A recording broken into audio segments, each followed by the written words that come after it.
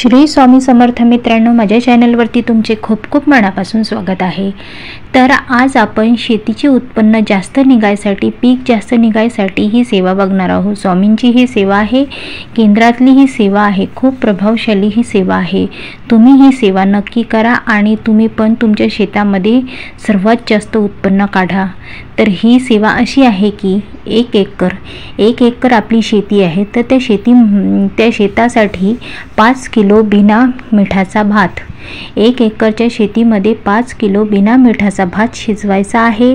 त्यात 200 ग्राम घरी बनवलेलं दही भातात कालवून, त्यात दही आणि भात हा एकत्र कालवायचा आहे आणि 200 ग्राम काळे तीळ आणि 200 ग्राम जव सर्व मिक्स करून एका भांड्यात ठेवून उकरंड्यावरती ठेवायचा आहे। उकरंडा म्हणजे आपला जो कचरा असते त्याच्यावरती तुम्हाला तो दही भात आणि ते मिक्स केलेलं कलवण सर्व तुम्हाला उकरंड्यावरती ठेवायचं आहे आणि भाताच्या भांड्यात एक गोवर पेटवायची आहे।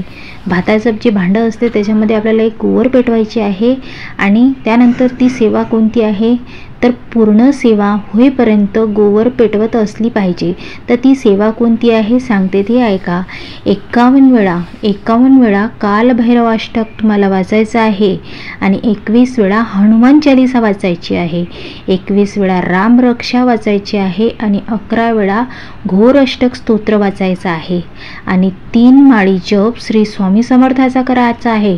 भातावर सेवा चालू असताना अगरबत्ती लावायची आहे। सेवा पूर्ण झाल्यानंतर ही रक्षा व गोवरीची रक्षा भातात मिक्स करून सर्व बाधावर शेतात टाकायची आहे। पेरणीच्या 2 दिवसाआधी ही सेवा करायची आहे, संध्याकाळी करायची आहे ही सेवा। तर अशा प्रकारे ही सेवा होती। तर पुन्हा सांगते एकदा, ते ऐका तुम्ही। तर हे बघा, 1 एकरामध्ये 5 किलो बिना मिठाचा भात शिजवायचा आहे, 200 ग्राम घरी बनवलेलं दही टाकायचं आहे, 200 ग्राम त्यामध्ये काळे तीळ आणि 200 ग्राम जव सर्व मिक्स करून घ्यायचं आहे।